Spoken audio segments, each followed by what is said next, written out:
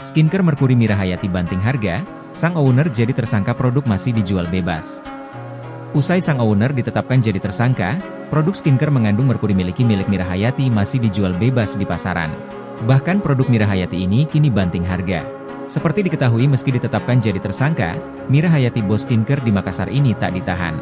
Dikabarkan Mira Hayati lagi hamil jadi alasannya tak ditahan oleh Polda Sulsel.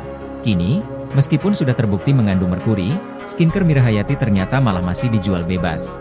Padahal sebelumnya, Polda Sulsel sudah menyatakan produk kecantikan Mira Hayati mengandung merkuri, sesuai hasil laboratorium BPOM Makassar.